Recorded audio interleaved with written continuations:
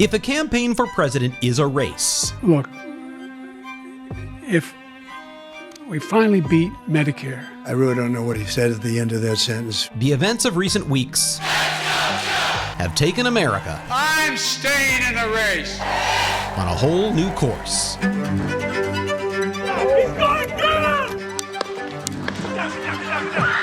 From an attempted assassination We're like, hey man, there's a guy on the roof with a rifle. there's no place in America for this kind of violence. I take full responsibility for any security lapse. to an historic Milwaukee convention. I proudly accept your nomination for president. A bombshell retreat, President Joe Biden will not seek re-election. and a rapid ascent. This week on Open Record, We have an election to win! 24 days of turmoil that changed the course of American history.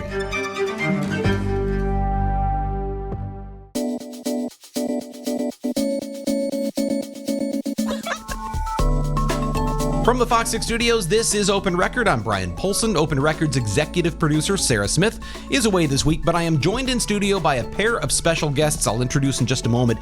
We are recording this episode on Wednesday, July 24th for release on Thursday, July 25th. And as we record, we are 26 days away from the Democratic National Convention in Chicago, 104 days from the presidential election in November. And both of those events look very different than they did just a few weeks ago. Here to talk about the extraordinary 24 days of political turmoil in America that led us here are these two guests, a pair of award-winning journalists, and I'm going to introduce you to them when we come right back after this.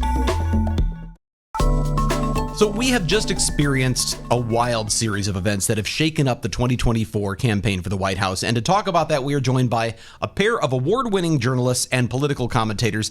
Dan Schaefer, author of The Recombobulation Area, an online newsletter that covers Wisconsin politics from a liberal point of view. Welcome to the podcast, Dan. Happy to be here. Thanks for having me. And Bill Osmulski, content manager for McIver Institute, a conservative Wisconsin think tank that promotes, among other things, free markets, personal responsibility, and limited government.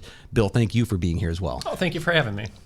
So, from the June debate, June 27th, to President Biden's withdrawal on Sunday, Dan, I'll start with you. How would you characterize all that has happened over just that 24 days? It seems like an extraordinary series of events.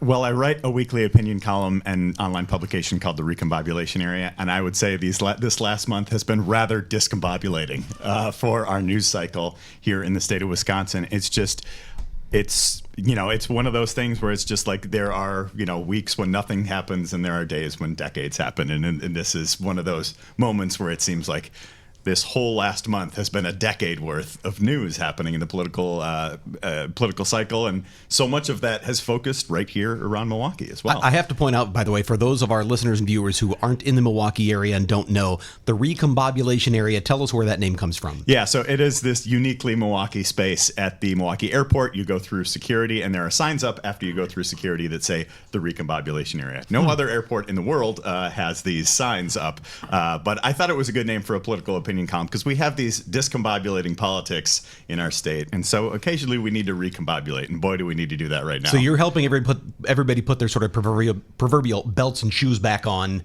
and get their backpacks together to head down to the gate. That's exactly it. That's exactly it. Bill, what do you take away from all that's happened since that debate on June 24th, or June 27th, rather? June 27th, yeah. So, ultimately, all this stuff that's been happening, very interesting, obviously very historic. I'm going to go out there, I'm going to say ultimately inconsequential. We talk about a decade happening in the past month. Inconsequential, do you mean in terms of the eventual results, or is that what you mean? That's exactly it, yes. I mean, we have, an incredible, insane debate. We have an assassination attempt. We have, Democrat nominee dropping out. Nobody changed their votes from Biden to Trump because of the debate or the assassination attempt. Nobody's going to change their votes from Biden to Trump. Nobody's going to change their votes from Trump to Harris. So I think a lot of this is already locked in. It's very interesting, and it gets the base really fired up on both sides. But when it comes down to how are people going to vote in November, I think for the most part, that's already been decided. Let me ask that, though, more on that, because when you talk about maybe nobody changed their votes, but obviously enthusiasm is a huge piece when it comes to going to the polls. And I have a feeling after that debate on June 27th, a lot of people, and Dan, I'm sure you can speak to this, within the Democratic Party were not super enthusiastic about going to the polls for a guy who was making these kinds of gaffes and mistakes and looked like he was asleep at the podium. All of a sudden, West Dallas happens and the vice president is here, and you're hearing enthusiasm come from a side that wasn't. Does that make a difference when it comes to the vote?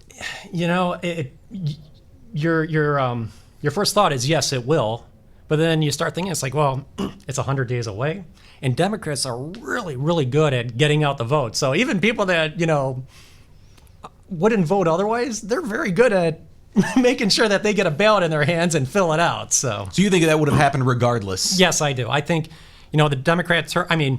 I know the polling data wasn't looking great for Joe Biden, and that's ultimately what led to this. But how many times have the polls fooled us? And in terms of we pay a lot of attention to this. We've got some perspective at this point in our lives. Politics has changed a lot even since we've started, and I always think about the 1988 race, Dukakis versus Bush. You have that publicity shot that cost Dukakis the race. He got into the tank, put on the tank helmet. It looked absolutely ridiculous, but it was just a photo shoot, and it cost him 25% of his support. You have, which ultimately cost him the election. Here you had in June, Joe Biden, where disastrous debate performance, where the question was no longer does he have dementia or not, it was how bad is it? And you look at the polling data, he lost like maybe 1 or 2 points after that. In fact, and he even started to recover a little bit, after that, a couple weeks after that. So, yeah, these big events, these historic moments, I don't think they really have the impact on voters and on the public in general that they used to. Dan, let me ask, you guys know I have all these notes of things I want to talk about, and we will get to some of them, but I want to ask you to respond to that, because I imagine you probably agree that debate was disastrous for Joe Biden. But in terms of all of these events being ultimately inconsequential, what are your thoughts there? Yeah, I think, to a certain extent, I do agree, because I think just with how polarized the country is, you have, going into any kind of given election, where basically 40 states are going to be voting. That Wisconsin is going to be a toss-up. There's going to be these 6 or 7 swing states that are going to decide the election. But I think, where I disagree with you on your point there is that I think so much of this is decided on the margins. In the state of Wisconsin, 4 of our last 6 presidential elections have been decided by less than 1%. And I think you look at the enthusiasm on the Democratic side, where the polling was, even before the debate. The Marquette University Law School poll, the last poll that was released, they released a poll one day before Joe Biden's catastrophic debate performance. And you were already seeing the enthusiasm gap was so stark between the two parties. So the people who were, the most enthusiastic to vote were the most dug in Trump voters. And the people who were less enthusiastic, I think Charles Franklin at the law school poll called them the double haters, the people who didn't like either candidate. Those candidates were leaning towards Biden slightly, but I think with Harris on the ticket, it is going to bring this injection of enthusiasm and energy. And I was at the rally in West Dallas yesterday, and I was at the rally in Madison last month, or earlier this month. Was that earlier this month? Yes. Yeah, it was. Earlier this month with President Joe Biden. And the energy and the difference was just night and day. It was absolutely different. And you could see so many people who not only were maybe not that enthused to vote in this election period, just didn't want the rerun of the same 2 candidates that we saw in 2020. And I think having a new candidate on the ticket is going to bring a lot of new enthusiasm to this race. So I think it is absolutely a game changer. But again, I think we're still probably looking at a situation where I think Trump is still in the lead either way, right? And I think he's been leading in a lot of these battleground states, and I think that was part of the reason that Joe Biden made the decision to end his reelection campaign. You know, some of the polling was saying, you know, kind of those reach swing states like Virginia or New Mexico were starting to become into play, and I think this and basically Joe Biden's path was only to win. He had to go 3 for 3 in Pennsylvania, Michigan, and Wisconsin in order to win. Now with Harris on the ticket, I think it puts states like Arizona or Georgia or Nevada, some of the other swing states, more in play where Joe Biden was really falling behind in some of those Sunbelt states. Here I am already tearing up the things I had planned to talk about because I want to ask this because you said twice there with Harris on the ticket. She was on the ticket already, and there was no enthusiasm. Why is there such a sudden surge of enthusiasm for her to be at the top of the ticket rather than running as vice president? Yeah, I think, you know, it's just the simple fact that, you know, Joe Biden was just a uniquely unpopular president. And I think a lot of that had to do with his age. And, you know, again, I'll reference that Marquette University Law School poll. Before the debate, more than 75% of voters characterized Joe Biden as being too old to be president. And I think, you know, I think if he were to remain on the ticket, you have these questions about can he do this for another 4 years? You have these questions about where he is with relationship to, you know, just providing a vision for the future. It's hard to provide a vision for the future when, you know, all of us have had an experience with an older relative or friend or something like that who is, you know, experiencing aging, right? And so I think with a different person at the top of the ticket, it just absolutely changes everything for this race. Bill, your thoughts on that question of why the difference in enthusiasm for someone who was running as a running mate versus running as the top of the ticket? Oh, I mean, she was really in the shadows before, and I don't mean that in like a sinister way, but just, you know, kind of like off in the background. And so, yeah, now she's front and center. You get to launch a world-class PR campaign. You know, everyone's excited. It's the newest thing. So, yeah, absolutely, very excited. Now, I'll tell you, I was on the RPW press call yesterday morning, and it's interesting in that, you know, I'm asking questions about, you know, how are you going to shift your strategy, you know, like, you know, particularly, you know, Senator Hovde, or not Senator, sorry, Eric Hovde running for Senate. You know, your entire wishful thinking, yeah, right? Yeah. I mean, but your entire campaign has been about tying Baldwin to Biden. You know, how are you going to change that now that Biden's not running? And you know, he said, well, I'm not really going to change it at all because Biden and Harris are the same thing. Is that a big part of it now? For the Trump campaign, is that a big part? Is now tying her and holding her accountable for that same record that Joe Biden was being held accountable for? I think so, because RPW in general, it's, hey, Biden, Harris, same administration, and you're already hearing the Biden-Harris administration over and over again. It was never the Biden-Harris administration before Monday, but, you know, so that's going to be their key strategies. So, yeah, they... Like you said, it's the same ticket. You know, she was already on the ticket, and that's where Republicans are going with this. I have so much to ask you about, but one of the things I do want to talk about, whether or not it's ultimately consequential for the outcome of the election as to which party wins, certainly a lot of consequences happened in the last 24 days. It's hard to say an assassination attempt wasn't consequential or a candidate dropping out. When we're going to take a break. When we come back, I want to talk about that assassination attempt and some of the fallout from that. We'll do that when we come right back. So when President John F. Kennedy was assassinated in Dallas, Texas in 1963, more than 60 years ago, there was a single camera that captured the event, the Zapruder film.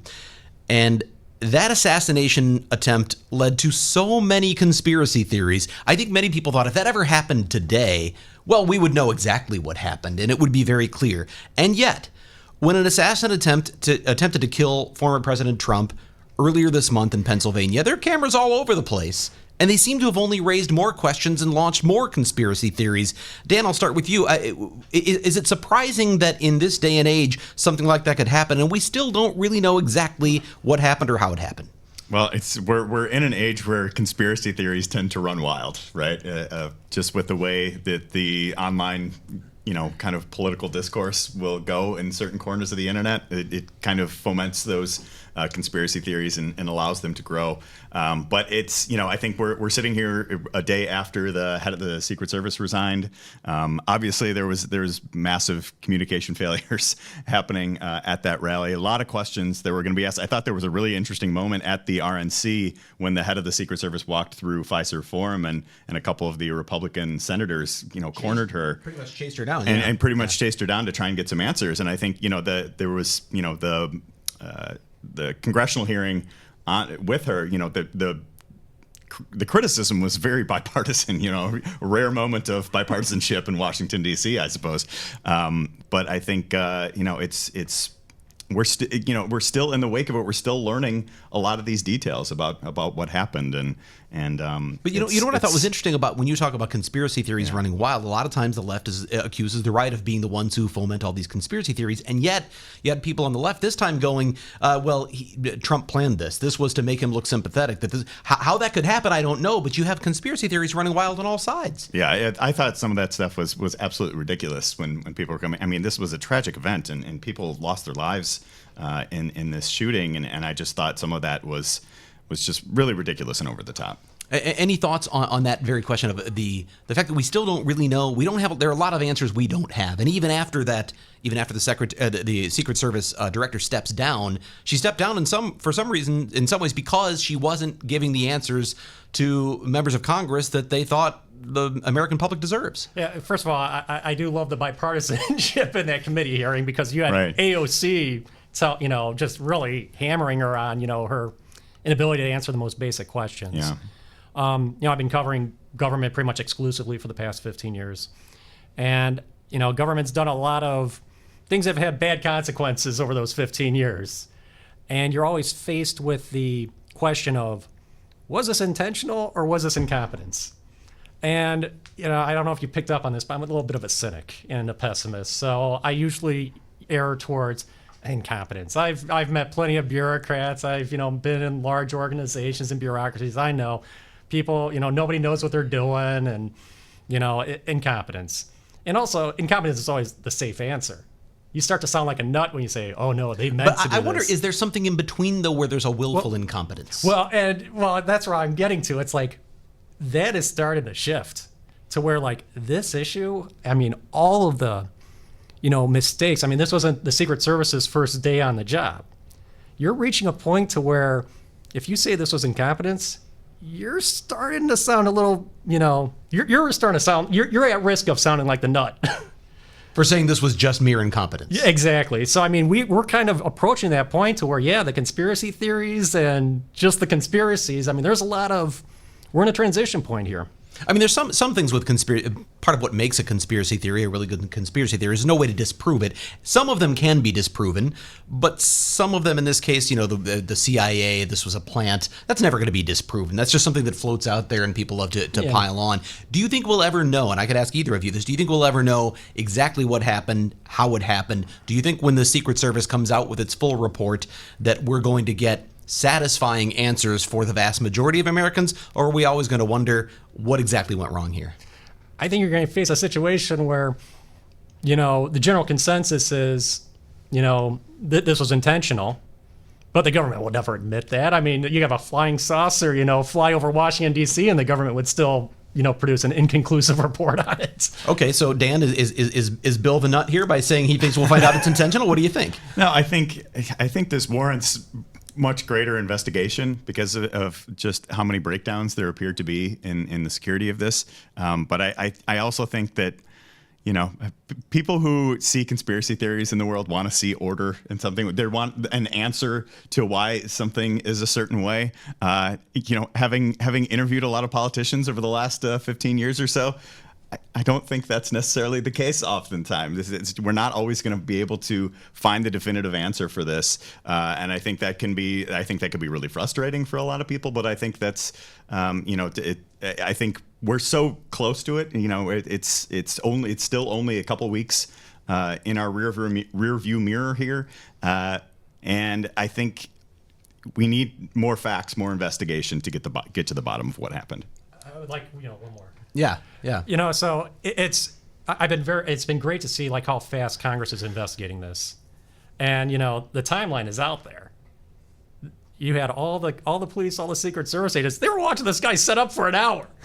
Casually climb up the roof. He's got the rangefinder out an hour before the shooting. I mean, well, we see one agent who's clearly trained on him, and then waits for shots to be fired before acting. Which, I mean, from day one, I think that everybody said, "What's going on there?" So I mean, it's just like, I mean, there were a lot of failures, but I mean, it's really hard to go down the entire checklist of like 200, 300 failures. And you're like, every single thing was a failure. What a coincidence. But will Donald Trump in his campaign, do you think, try to stick candidate Harris, if she ultimately is nominated as the Democratic candidate, will he try to stick her with this responsibility, saying, you failed, you nearly let me die here? Absolutely not. You don't think so? No, I mean, that's been the part of the weird thing about this is a week and a half ago. It's already so, other than the investigation, I mean, the event itself is like in the rear view mirror.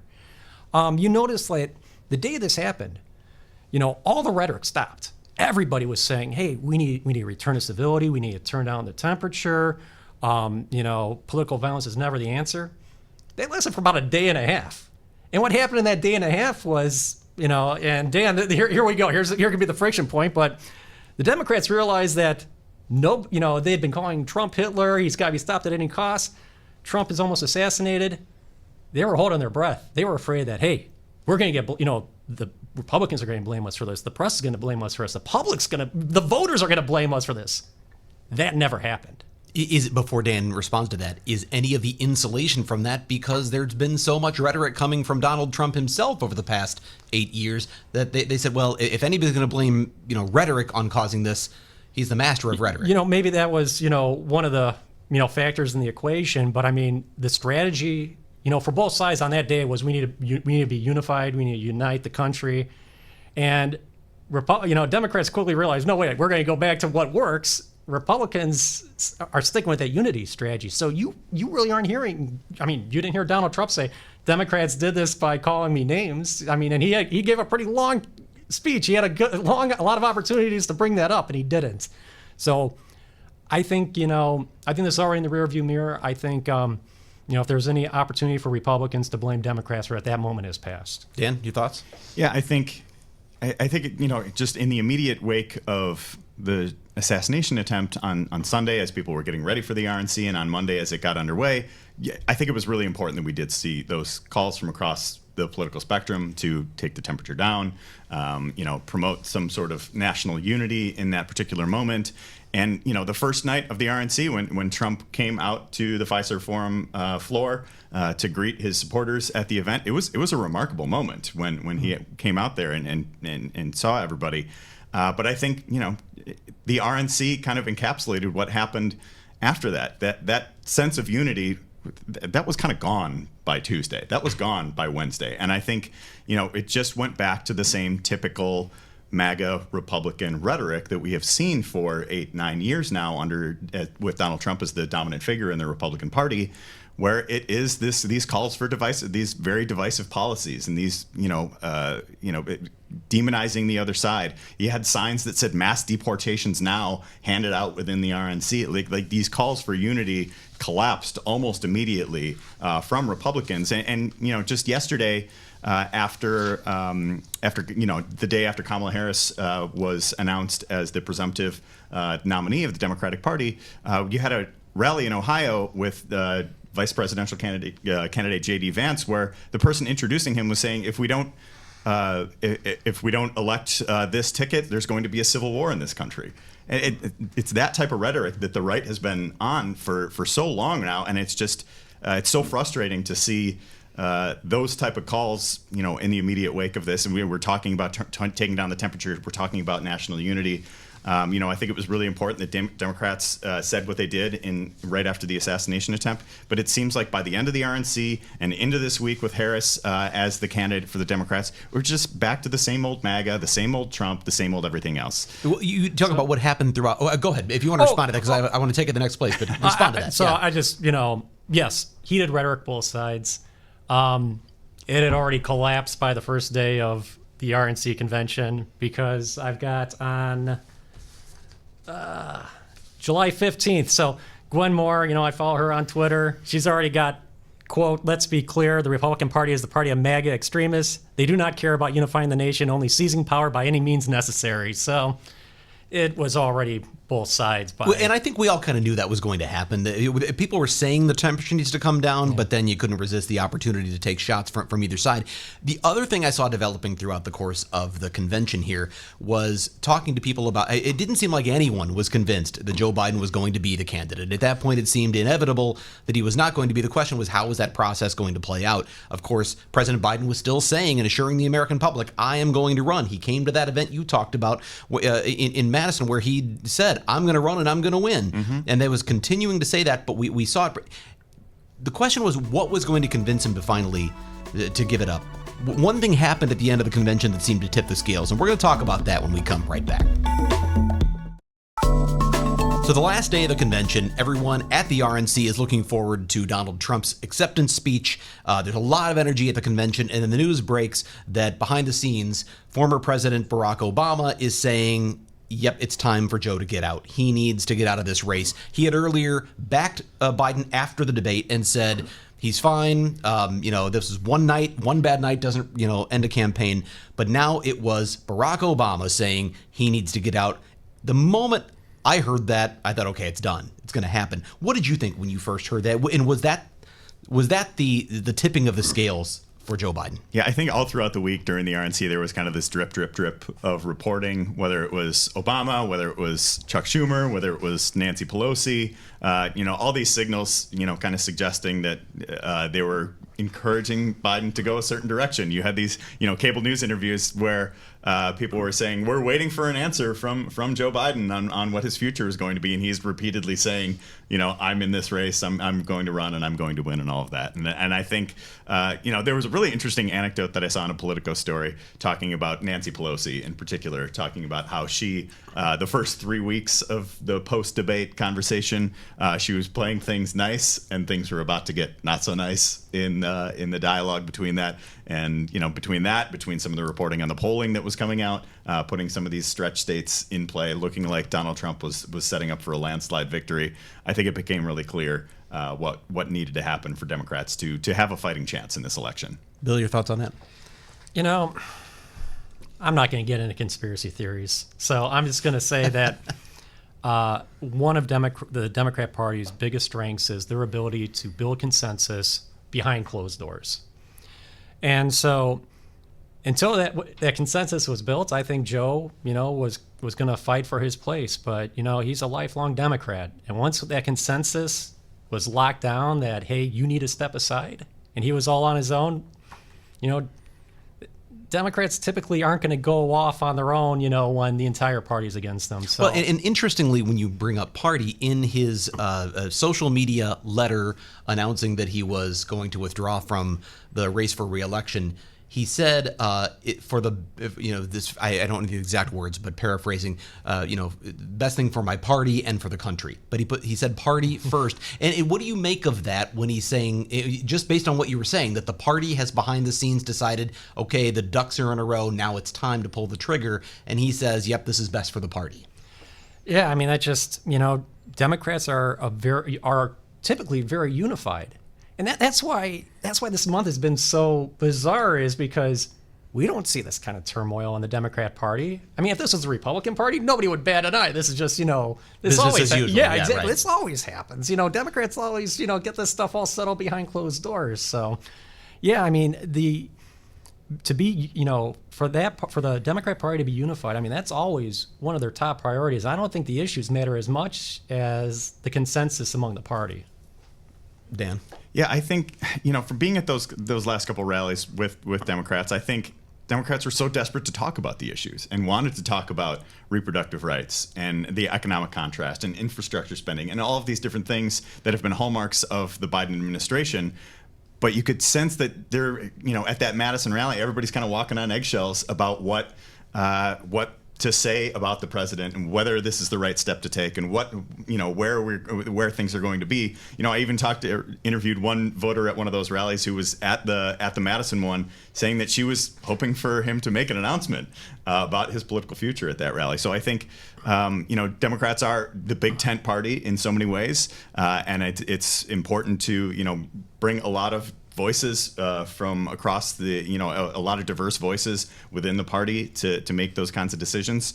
But I think, ultimately, if Joe Biden was going to run a campaign based on honesty and integrity, you can't be honest and ask people to deny the evidence of their eyes and ears. When on Wednesday at the RNC, when J.D. Vance was preparing to give his acceptance of the nomination, his speech, all that day, people throughout the Republican Party were talking about this injection of youth. He's 39 years old. He's Gen Z, I guess. Or no, he's millennial. He's a millennial, right? That's right. So you got a millennial on the ticket. And with this race where age has been such a factor, look at this injection of youth. And now you have Vice President Harris, the likely nominee for Democrats, who now is talking that very thing. It's youth. There's this injection of youth. How important do you think that is, the age question, as we head into this last stretch? And I would even ask, we had someone in the newsroom raise the question, is there some ageism here? Because all the country's been talking about is these guys are too old, we need young people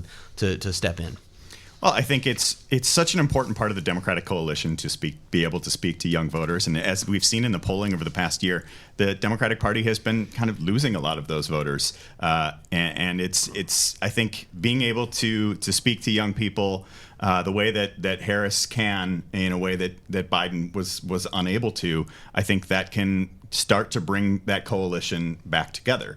Whether it's speaking to young voters, speaking to diverse voices, black voters, women. There was so many women at the rally yesterday were so excited and talking about, we're going to finally shatter the glass ceiling, and they're doing "I'm with her" chants in the audience. And so I think there is such a different level of energy with Harris there. But I get what you're saying about the ageism of this conversation. But I think, again, you can't ask people to deny the evidence of their eyes and ears. And I think that is an important part of this. And because every time Joe Biden was going to step to a lectern over the next 4 months, people were going to be not focused on the policies and issues that I think Democrats ultimately win on. They're going to be talking about not the substance, but the style of those, and whether he looks up to the job. And so I think there was this great kind of unburdening, to a certain extent, of the Democratic Party, being able to just get out there and talk about some of those issues. You saw speeches from Tammy Baldwin and Tony Evers and County Executive David Crowley before Kamala Harris took the stage, and they're talking about these, Democratic stump issues that are part of the campaign, and doing so in a way that were kind of felt freed to do so. And the applause lines were bigger, and people were more excited about it, and had more of a vision for the future. One of the ones that really stood out to me when Harris was speaking was talking about kind of the economic contrast between the two candidates, and she ended her line in her speech with saying, "We can't go back." And I think that is part of this campaign too. Is people want a vision for the future, and it's hard to do that with these two octogenarian candidates. And that led to an immediate chant in the audience where people were saying, "We can't go back, we can't go back." So I think that is a really important about this, and being able to provide a hopeful vision for the future is a key part of keeping that Democratic coalition together. When it comes to age, obviously the biggest concern wasn't just the age of the two candidates, but the condition that Joe Biden was presenting himself in, that he was having trouble with his thoughts and keeping his words together, and maybe even keeping his eyes open at certain times. But going forward, do you think that the age question will be a handicap for Donald Trump? And is that going to be an issue that you think Democrats are going to seize on? I don't think it will, but, going back to, does Harris, attract the youth vote? And, I question how much it's the message or the messenger, because, most voters are never going to hear a word from either candidate. It's going to be what people are saying that they're saying. For example, Donald Trump said that Milwaukee's a horrible city. How many actually heard Donald Trump say that versus heard that he said that? I think the message that the Democrat side has right now is just far more appealing to young voters. And I'm not, going out on a limb here. We saw this in 2022. The conventional wisdom was the economy is a disaster. There's going to be a red wave. That didn't happen. One of the reasons why that didn't happen was because all the young, there was so many young voters that just flooded the polls. And what did they care about? Abortion, climate change, gun control, free college. Those were the issues they cared about. Republicans aren't pushing those issues. Although Democrats that's are. always been the case, though, right? Yeah. The Republican Party has a tougher time connecting with the youth vote, the college vote. Yeah, so if it was J.D. Vance versus Biden, I don't think you would see that youth vote going over to the Republican side, because ultimately, at the end of the day, it's the message. So when we look at age is one question, but Joe Biden was, I think, maybe for the Democratic Party in particular, historically, one of the least popular presidents with black voters. And he was losing a lot of support just because of some of the things he's said over the years, some of the potentially racist things he said over the years, questionable things he said. And at the RNC, I noticed a number of, now granted, they're at the RNC, so you've got a bubble here, but there were a lot of young black people who were saying, the Democrats don't get to assume that I'm their guy, that, I'm a Trump guy. Donald Trump appeared to be making inroads, and when you talk about margins being small, margins in Wisconsin are small, that could be a huge difference maker. Does this change that calculus at all with a black female at the top of the ticket for Democrats? I don't think so. When we talk about, blacks shifting over to the Republicans, I never believe it. The polling data is always saying this. It never plays out. So you think it wasn't going to happen anyway? No, we've seen this. We've seen this in assembly races in Milwaukee over the years. I've seen, black independents running against white Democrats in, black neighborhoods, and the white Democrat always wins. So, at the end of the day, the Democrats have the black vote locked up. And you can look at the polls and, a lot of wishful, optimistic thinking, but, we have yet to see that ever, play out in an election in a meaningful way. Dan? Yeah, I think part of it is enthusiasm, though, right? And I think it is part of getting people who might not otherwise vote to the polls. And I think, like you said, the margins might still be very much in Democrats' favor. But I think you had a situation where you had a lot of people, we ran a couple columns on this from Angela Lang of Black Leaders Organizing for Communities at the Recombobulation area, talking about some of the field work that they were doing, that people were specifically not enthused about Biden. And I think with a different candidate at the top of the ticket, it's going to change things in terms of turnout, and maybe not necessarily in terms of margin. You look at the turnout trend for black voters in Milwaukee for the past decade plus, it reached a high water mark in 2012 with Barack Obama's reelection. It's never even come close to that since, whether it was Hillary Clinton, whether it was Joe Biden in 2020. And looking ahead to this year, it was looking like turnout was going to be down. But I do think there's a possibility with Harris on the ticket, especially with women, that you're going to get more people to the polls. And I think, some of the shift that you were talking about at the RNC, that's definitely evident. But I think as there is in many ways in Wisconsin, there is a huge gender gap when it comes to that, too, where I think there are, young black or Hispanic men who might be voting for Donald Trump. Women, not so much. So finish that thought. I was going to say, you're taking it into the right direction here, because I think, it's not the race question, it's the gender question. We know the suburban women. Nobody's been talking about the suburban women lately. They're still there. I doubt their opinion of Donald Trump has changed much because of, a patriotic photo that he took. So, in terms of, Dan, you keep bringing up, the enthusiasm, got to keep, the Democrat base fired up. I don't think that's the question. I think they're all going to go out and vote. I think the Democrats have got such a efficient get out the vote operation that they're getting everybody, they're going to be pulling people out of their homes to vote, but they're going to vote one way, whether they're happy about it or not, and they're going to vote Democrat. Right. I think the question is, Republicans, can the Republicans keep their people all voting for Trump and all excited to go out and vote for Trump, or can the Democrats demoralize them? I think that's where the fight is really going to be. And in terms of, can Kamala, being a woman, peel away some of those women voters that might otherwise have just voted for Trump because it was Trump or Biden? So we have a little bit of time left. We're going to take one more break. When we come back, I want to talk about what's coming up in the next 104 days. We've talked about an extraordinary series of events over 24 days, but there's nearly 4 times that much, or more than 4 times that much time left in this race. We're going to talk about that when we come back.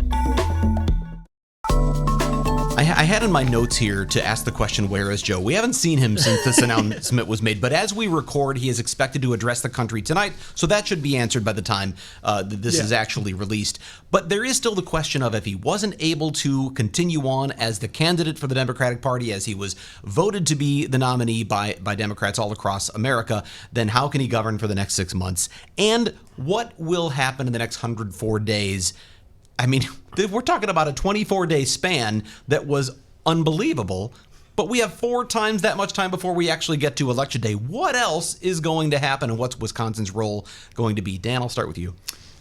Yeah, it's we could predict a lot of different things at this point, but given how the last 24 days has gone, those predictions could be moot by the time we walk out of this podcast studio here. So it's hard to say, but I think I hope there's not major breaking news before we walk out of the studio. We've had a lot of that lately. We could check Twitter right now and see if there's yet another breaking story that could change the campaign. But I think as we look ahead, part of at that rally yesterday, Ben Wickler, the head of the Wisconsin Democratic Party, characterized this as a sprint.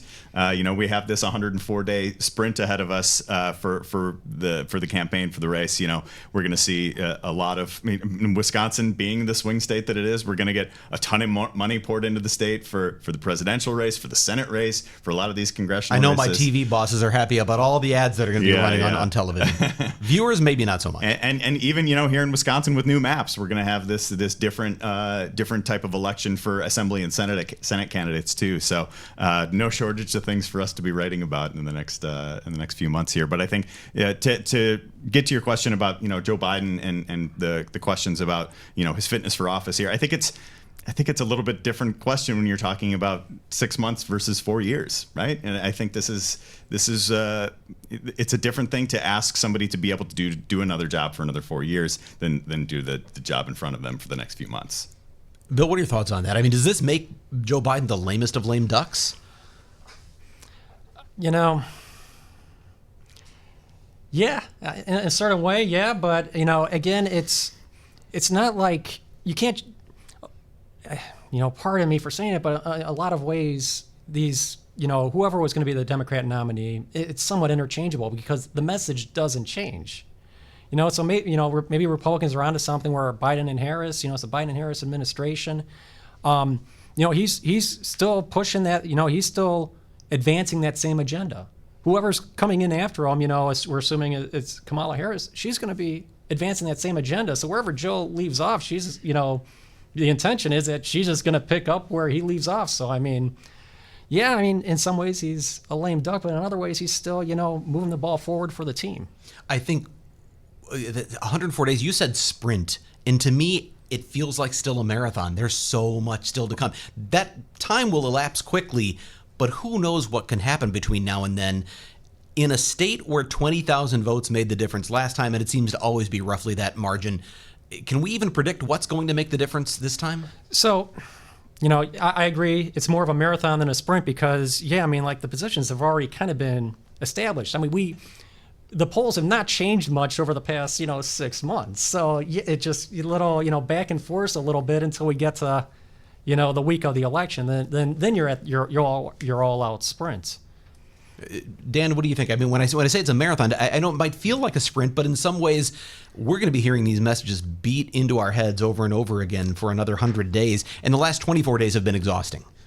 Yeah, it's going to be a lot. It's being in Wisconsin, being in a swing state in an election year is a lot. But I do think that, the Democrats clearly have a lot of work to do. And I still think they are the underdogs in this election right now. I think, after everything that's happened with President Biden this past month, everything that's happened with the Trump campaign, I think, frankly, I think they're running a little bit better of an operation now than they were 4 years ago when they lost to Joe Biden.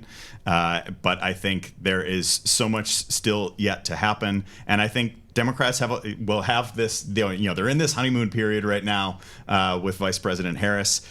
she's going to face challenges inevitably. There's going to be some tough questions for her, and we'll see, kind of how the Republican Party responds to her. Frankly, I feel like they've been a little bit flat-footed in responding to this elevation of Harris in the last few days.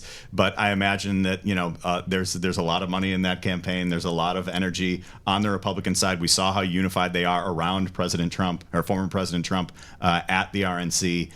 So I think this is, like you said, it's going to be a toss. We know if there's anything else we don't know, there's so much uncertainty about this, but I think what we do know is Wisconsin's going to be a toss-up. All right, we're going to go right. I was going to say, all right, so what's going to happen over the next 100 days? You didn't get a prediction, but based off of what we just saw happen, we know that parties always get a nice big boost after their conventions.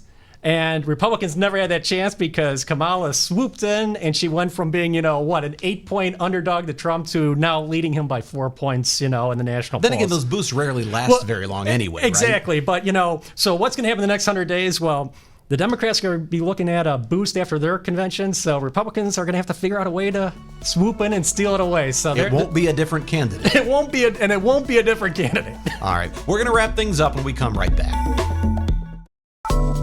I really want to thank both of you for being on here. Bill Osmulski, Dan Schaefer, thank you for taking the time to be on Open Record, and it's going to be a wild ride for the next 100+ days.